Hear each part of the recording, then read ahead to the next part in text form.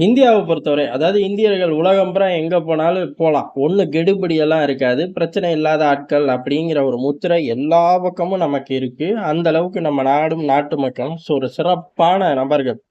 சரி, எதிரி பாகிஸ்தான் என்ன நிலைமை அப்படின்னா, பாகிஸ்தான பத்தி கேட்கவே வேணாம். எங்க போனாலும் அவனுங்கள பார்த்து பயப்படுவாய்ங்க.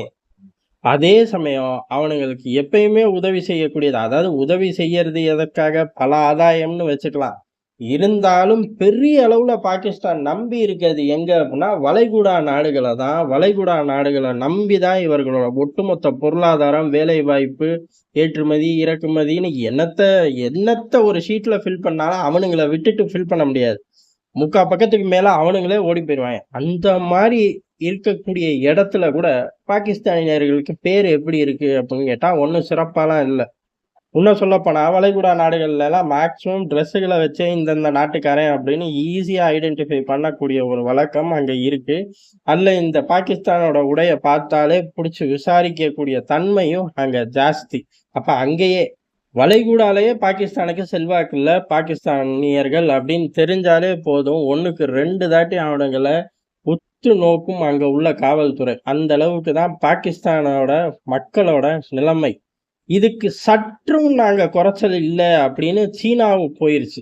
இது நம்ம எதிர்பார்த்த ஒண்ணுதான். ஆனா இவ்வளவு சீக்கிரம் நடக்கும் அப்படிங்கிறது யாரும் எதிர்பார்க்கல. இப்ப பாகிஸ்தான பொறுத்தவரை எங்க குண்டு வைப்பானோ, கொள்ளையடிப்பானோ, இல்ல வேற திருட்டு வேலைகள்ல ஈடுபடுவான் அப்படிங்கிற ஒரு மிகப்பெரிய குற்றச்சாட்டு இருக்கு. உண்மையும் கூட. அதை நோக்கி தான் இப்ப சமீப காலமா வளைகுடால பாகிஸ்தானியர்களை எப்படி வெளியேற்றுறார்கள், என்னென்ன குற்றச்செயல்லாம் இங்க நடக்குது, அதுல பாகிஸ்தான்காரன் எவ்வளவு தூரம் சம்பந்தப்பட்டிருக்கான், சில விஷயங்கள்ல 100% பாகிஸ்தான்காரன் தான் அப்படின்னு வளைகுடால ஒரு ரிப்போர்ட் வந்ததை நம்மளே விரிவா பார்த்தோம். இதுக்கு சற்றும் குறைச்சல் இல்லாம இப்ப சீனாவுக்கும் உருவாயிருச்சு, சீனர்களுக்கும் உருவாயிருச்சு. பொதுவாவே சீனாக்காரன் ஒரு பக்கத்துல இருந்தானா, அந்த பக்கத்துல இருக்கக்கூடிய அந்த மண்ணுக்கான மக்கள் அடிச்சு தான் விரட்டுவாங்க. ஏன்னா, அவன் கொள்ளையடிக்க தான் வருவான். ஒரு நாட்டுக்குள்ள போறது, கடன் குடுத்து ஒரு ப்ராஜெக்ட் ஆரம்பிக்கிறது, அந்த ப்ராஜெக்ட்ல உள்ளூர்க்காரன் ஒருத்தன் இருக்க மாட்டான். பூரா சீனாக்காரன் தான் இருப்பான். அப்புறம் எங்கிட்டு அந்த ப்ராஜெக்டால விடிவு காலம் அந்த மக்களுக்கு வரப்போகுது? ஒண்ணும் கிடையாது. எவ்வளவு பெரிய கன்ஸ்ட்ரக்ஷன் நடந்தாலும் சில்லறை அப்படிங்கிறது அந்த ஊர் மக்களுக்கு போறதே இல்ல. சீனாக்காரனே கடன் குடுத்து, சீனர்களுக்கே அது சம்பளமா போகும். அப்புறம் எங்கிட்டு கடன திருப்பி கட்ட முடியும்? இந்த மாரி தான் நடக்கும். அதனால பெரும்பாலும் சீனா இருக்கக்கூடிய இடங்கள்ல பூரா அந்த மக்கள் ஆக்ரோஷமா தங்களோட கொந்தளிப்ப காட்டுவார்கள்.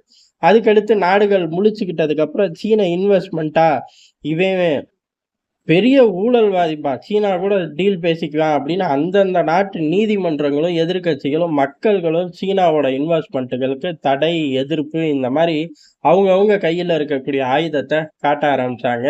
அதுக்கடுத்து பலுசிஸ்தான்ல எல்லாம் ஒரு படி மேல போய் சீனாக்காரன் சிக்குனாலே போதும் போட்டு தள்ள ஆரம்பிச்சார்கள்.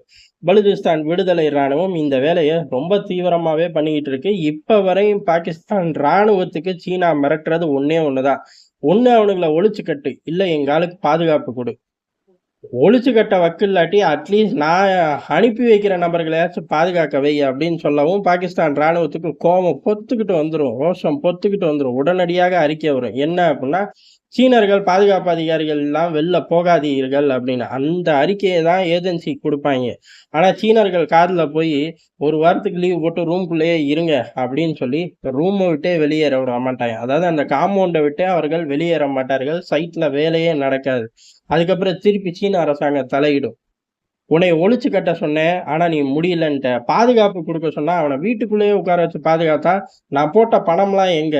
ஒட்டுமொத்த பணத்தையும் குடு அப்படிம்பாய்ங்க. அதுக்கடுத்து அந்த பிரச்சனைய தீர்க்கறக்கு வேற பிரச்சனை இப்படிங்கிற மாரி தான் பயணிக்க ஆரம்பிச்சாய்ங்க. பலுசிஸ்தான பொறுத்தவரை சீனா. அப்ப சீனர்களுக்கே பாதுகாப்பு இல்லைங்கலாம் 2வது. நீ கொள்ளைக்காரன் உன்னைய நாட்ட விட்டு விரட்டுறேங்கிறது தான் பலுசிஸ்தான் நிலப்பரப்புல அந்த மக்களோட எண்ண ஓட்டம். இதுதான் இப்போ உலகம் பூரா மாறுது. சீனர்கள் எங்க போனாலும் நல்ல நாட்டுக்கு போறார்கள். அங்க வேலைக்கெல்லாம் இல்ல. படிக்க போனாலும் இவன் உளவாளி தான். சீன கம்யூனிஸ்ட் பார்ட்டிய சேர்ந்த ஆள் தான் அப்படின்னு ஸ்க்ரூட்டினிட்டி ஜாஸ்தி ஆகுது. குறிப்பா அமெரிக்கா, ஐரோப்பா எங்கேயுமே இவனுங்க படிக்க, கலாச்சாரம் என்ன போர்வைய போத்தி போனாலும், இறுதியா எங்க வந்து நிப்பாய்ங்க அப்படின்னா, நம்மளோட நாட்டுக்கு பாதுகாப்புக்கு கேள்விக்குறியா தான் வந்து நிப்பாய்ங்க அப்படின்னு சீனர்கள கண்டாலே வேட்டையாடுற மனநிலைக்கு ஐரோப்பாலாம் கிளம்பி போய் ரொம்ப காலம் ஆயிடுச்சு. இந்தியாவை பொறுத்தவரையும் கேட்கவே வேண்டாம். அதுக்கடுத்து பாகிஸ்தான்ல இந்த மாரி நிலப்பரப்பு, ஆசியால உள்ள எல்லா நாடுகள்லயும் ஏறக்குறைய இதே நிலைமை தான். இப்ப ஆப்பிரிக்கால தான் அடுத்த கட்டம் பலூச்சிஸ்தான காட்டிலும் உச்சகட்ட நிலைமைக்கு போயிருச்சு. எப்படி பாகிஸ்தானியர்கள புடிச்சு உள்ள போட்டுரும் ஒவ்வொரு நாட்டு கவர்மெண்டும்.